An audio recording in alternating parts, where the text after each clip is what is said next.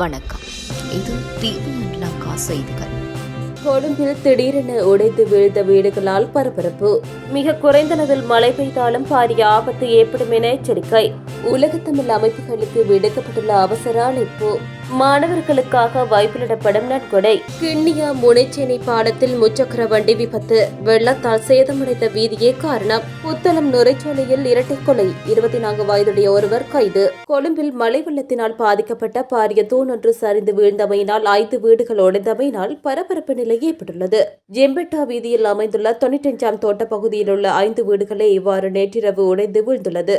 அண்மையில் ஏற்பட்ட அழுத்த நிலைமை காரணமாக அந்த பகுதியில் உள்ள மக்கள் ஏற்கனவே பாதுகாப்பான இடங்களுக்கு மாற்றப்பட்டிருந்தனர். இதன் காரணமாக எந்தவித உயிர் சேதங்களும் ஏற்படவில்லை என அறிவிக்கப்பட்டுள்ளது. சம்பவம் தொடர்பில் அறிந்து கொண்டு கொழும்பு மாநகர சபை மேஜர் விராய் கேடி பல்சதார் தலைமையிலான குழுவினர் சம்பவ இடத்துக்கு சென்று பார்வையிட்டனர். அந்த பகுதியில் பாதுகாப்பை பலப்படுத்துவது தொடர்பில் கொழும்பு மாநகர சபை மேயர் நடவடிக்கை எடுத்துள்ளார். அத்துடன் பாதிக்கப்பட்ட குடும்பங்களுக்கு வழங்கப்பட வேண்டிய உடனடி உதவிகள், நீண்டகால பாதுகாப்பு வீட்டு திட்டங்கள் போன்ற விடயங்களில் அவசர நடவடிக்கைகள் எடுக்கப்படும் என மாநகர சபை உறுப்பினர் ஆனந்தகுமார் தெரிவித்துள்ளார். மேலும் பாதிக்கப்பட்ட குடியிருப்பாளர்களுக்கான தேவையான நலத்திட்டங்கள் மற்றும் வீட்டு வசதிகள் விரைவில் வழங்கப்படும் எனவும் அவர் தெரிவித்தார். கனமழை காரணமாக மண் சரிவு மற்றும் கட்டிட இடிந்து விழும் அபாயம் அதிகரித்துள்ள நிலையில் பொதுமக்கள் எச்சரிக்கையுடன் இருக்குமாறும் அதிகாரிகள் அறிவுறுத்தியுள்ளனர். நாட்டை பாதித்த டிட்வா சூறாவளியால் ஏற்பட்ட கனமழை காரணமாக நிலச்சரிவு ஏற்படக்கூடிய பகுதிகளில் மண் நிரம்பியுள்ளதால் மிகவும் குறைந்த அளவில் மழை பெய்தாலும் நிலச்சரிவுகள் ஏற்படும் அபாயம் உள்ளதாக தேசிய கட்டட ஆராய்ச்சி நிறுவனத்தின் பணிப்பாளர் காமினி ஜேதிச தெரிவித்துள்ளார். தற்போதைய பேரிடர் நிலைமை குறித்து நேற்று ஊடகங்களுக்கு பேட்டியளித்த அவர் இவ்வாறு கூறியுள்ளார். கடந்த சில நாட்களாக பெய்த கனமழையால் நிலச்சரிவுகள் ஏற்படுவது மிகவும் துரதிருஷ்டவசமான சூழ்நிலை ஏற்பட்டுள்ளது. அந்த மழையால் தரையில் உள்ள மண் இப்போது நிரம்பி தண்ணீர் போல பாயும் நிலையை எட்டியுள்ளது. இதனால் நிலச்சரிவு ஏற்படக்கூடிய அனைத்து மாவட்டங்களிலும் தற்போது நிலச்சரிவுகள், மண் சரிவுகள், பாறை சரிவுகள் மற்றும் வீடுகளுக்கு பின்னால் நிலச்சரிவுகள் ஏற்படுவதாக தகவல்கள் தெரிவிக்கின்றன. தற்போது தரையில் பல இடங்கள் நிலையற்றதாக இருந்தாலும் மக்கள் அந்த இடங்களில் தங்கியிருக்கும் சந்தர்ப்பங்கள் உள்ளன. நிலச்சரிவுக்கான அறிகுறிகள் உள்ள இடங்களில் மக்கள் இன்னும் தங்கியுள்ளனர். பொதுமக்கள் இதுபோன்ற இடங்களில் தங்க வேண்டாம் என்றும் பாதுகாப்பான இடங்களுக்கு செல்லுமாறும் நாங்கள் கேட்டுக்கொள்கிறோம். உரிய அதிகாரிகள் அனுமதி அளித்த பிறகு அவர்கள் இந்த இடங்களுக்கு திரும்பலாம். ஆபத்தான மற்றும் சந்தேகப்பட்ட நிலச்சரிவு இடங்களை ஆய்வு செய்ய புவியியல் அதிகாரிகளை உள்ளடக்கிய ஒரு திட்டத்தை நாங்கள் செயற்படுத்தி வருகிறோம் என அவர் மேலும் தெரிவித்துள்ளார். அனைத்து அழிவின் மீள் கட்டுமான பணியில் உலகத்தமிழ் அமைப்புகளை ஒன்றிணைய அழைப்பு விடுக்கப்பட்டுள்ளது. அனைத்துலக தமிழர் பேரவை இந்த அழைப்பை விடுத்துள்ளது. இது தொடர்பில் அனைத்துலக தமிழர் பேரவையின் தலைவர் நிமால் விநாயகமூர்த்தி அறிக்கை ஒன்றை வெளியிட்டுள்ளார். குறித்த அறிக்கையில் மேலும் தெரிவிக்கப்பட்டுள்ளதாவது, உலகளாவிய புலம்பெயர் தமிழ் அமைப்புகள் இணைந்து வடக்கு, கிழக்கு மற்றும் மலையக அனைத்து அழிவின் மேல் கட்டுமான பணியில் செயற்படுமாறு FGT அழைப்பு விடுத்துள்ளது. இன்றைய நிலையில் உலகத் தமிழர் சமூகத்தின் ஒருங்கிணைந்த மனிதாபிமான உதவி மிக அவசியமாகியுள்ளது என தனது அறிக்கையில் FGT தலைவர் நிமால் விநாயகமூர்த்தி வலியுறுத்தியுள்ளார்.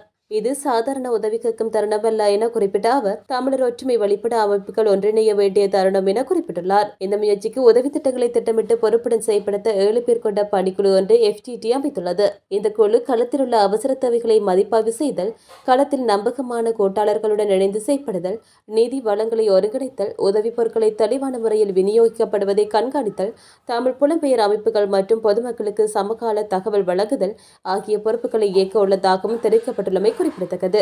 மாணவர்களுக்காக வாய்ப்பிலிடப்படும் நன்கொடை. கல்வி அமைச்சின் அவசர அறிவிப்பு. அரசாங்கத்தினால் அறிமுகப்படுத்தப்பட்ட வங்கிக் கணக்குகளுக்கு அனுப்பப்படும் நிதியுதவிகளுக்கு மட்டுமே கல்வி, உயர்கல்வி மற்றும் தொழிற்கல்வி அமைச்சு உள்ளிட்ட அரசாங்க அமைச்சுகள் நேரடியாக பொறுப்பு கூறும் என அறிவுறுத்தப்பட்டுள்ளது. குறித்த விடயத்தை கல்வி அமைச்சு அறிக்கை ஒன்றை வெளியிட்டு தெரிவித்துள்ளது. இது தொடர்பில் மேலும் தெரிவிக்கப்பட்டுள்ளதாவது, நிதியுதவிகளை பொறுப்பேற்கும் ஏனைய சங்கங்களினதோ அல்லது தனிநபர்களினதோ கணக்கு இலக்கங்களுக்கு தமது அமைச்சு இணக்கப்பாட்டையோ அல்லது அனுமதியையோ வழங்கவில்லை என குறிப்பிடப்பட்டுள்ளது. அத்தோடு அந்த நிதி உதவிகளுக்கான பொறுப்பை சம்பந்தப்பட்ட சங்கங்கள் அல்லது தனிநபர்களை ஏற்க வேண்டும் எனவும் குறிப்பிடப்பட்டுள்ளது.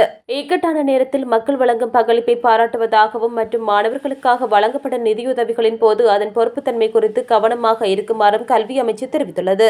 நாட்டில் நிலவிய சீரற்ற வானிலை காரணமாக பாதிக்கப்பட்ட மாணவர்களுக்கு உதவுவதற்காக தற்போது நாட்டின் பலரும் மற்றும் அமைப்புகளும் பாராட்டத்தக்க பங்களிப்பை வழங்கி வருகின்றன.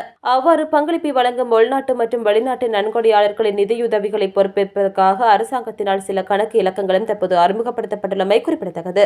நேற்று இரவு கென்னியா முனைச்சேரி பாலப்பகுதியில் ஒரு துரதிருஷ்டவசமான விபத்து நிகழ்ந்துள்ளது. சீரற்ற வானிலை காரணமாக வெள்ளம் பெருக்கெடுத்ததில் வீதி சேதமடைந்து பாலத்தின் அருகே பெரிய குழியொன்று ஏற்பட்டிருந்தது. இந்த குழியை கவனிக்காத முச்சக்கர வண்டி ஒன்று எதிர்பாராத விதமாக அதில் விழுந்து விபத்துக்குள்ளானது. தெய்வாதீனமாக உயிர் தப்பினர் ஓட்டுநர். விபத்தில் முச்சக்கர வண்டி கடுமையாக சேதமடைந்த போதிலும் அதனை ஓட்டிச் சென்ற சாரதி சிறு காயங்களுடன் தெய்வாதீனமாக உயிர் தப்பினார் என போலீசார் தெரிவித்தனர். போலீசார் விசாரணையில் வெள்ளம் காரணமாக வீதியில் ஏற்பட்ட திடீர் குழிய விபத்துக்கு காரணம் என்பது உறுதி செய்யப்பட்டுள்ளது. அனைத்து சாரதிகளும் இந்த பகுதியில் பயணிக்கும் போது அதிக கவனத்துடன் இருக்குமாறு வேண்டுகோள் விடுக்கப்பட்டுள்ளது. வீதி சேதமடைந்துள்ளதால் இந்த பாதையில் பயணிப்போர் வேகத்தை குறைத்து பாதுகாப்பாக செல்லுமாறு அறிவுறுத்தப்படுகிறார்கள். தனது மாமனார் மற்றும் மாமியாரை வெட்டிக்கொலை செய்ததாக சந்தேகிக்கப்படும் ஒரு சந்தேக நபரை நுரைச்சோலை போலீசார் கைது செய்துள்ளனர். புத்தளம் மின்னியா தலுவ பகுதியைச் சேர்ந்த 24 வயதுடைய ஒரு பிள்ளையின் தந்தையை போலீசார் இவ்வாறு கைது செய்துள்ளனர். மின்னியா தலுவ பகுதியைச் சேர்ந்த சிறில் ஜெயசீலன் மற்றும் நடராஜா சசிகலா ஆகிய தம்பதியினரே இவ்வாறு தாக்குதலுக்குள்ளாகி உயிரிழந்துள்ளனர். இந்த கொலை சம்பவம் 3ஆம் தேதி மதியம் இடம்பெற்றுள்ளது. சந்தேக நபர் கொலை செய்யப்பட்ட தம்பதியினரின் மகளை திருமணம் செய்தவர் என தெரியவந்துள்ளது. சந்தேக நபரின் கொடூரமான தாக்குதலால் காயமடைந்த அவரது மனைவி தற்போது கொழும்பு தேசிய மருத்துவமனையின் தீவிர சிகிச்சை பிரிவில் சிகிச்சை பெற்று வருகிறார். சம்பவம் தொடர்பாக கைது செய்யப்பட்ட சந்தேக நபர் நீதிமன்றத்தால் விளக்கமறியலில் வைக்கப்பட்ட பின்னர் பிணையில் விடுவிக்கப்பட்ட சந்தேக நபர் தனது மாமனார் வீட்டுக்கு சென்று தனது குழந்தையை கேட்டுள்ளார். குழந்தையை தங்கள் மருமகனிடம் ஒப்படைக்க மாமனாரும் மாமியாரும் மறுத்த நிலையில் இருதரப்பினருக்கும் இடையே ஏற்பட்ட வாக்குவாதத்தை அடுத்து கூர்மையான ஆயுதம் கொண்டு வந்த மருமகன் தனது மாமனார் மற்றும் மாமியாரை கொடூரமாக தாக்கி பலத்த காயங்களை ஏற்படுத்தியதாக போலீசார் தெரிவித்தனர். காயமடைந்த தம்பதியினரை அப்பகுதி மக்கள் புத்தளம் பொது மருத்துவமனையில் அனுமதித்த நிலையில் இருவரும் உயிரிழந்துள்ளனர். கொலையுடன் தொடர்புடைய சந்தேக நபர் நேற்று தினம் இரவு நுரைச்சோலை போலீசாரால் கைது செய்யப்பட்டார். மேலதிக விசாரணைகளை நுரைச்சோலை போலீசார் மேற்கொண்டு வருகின்றமை குறிப்பிடத்தக்கது.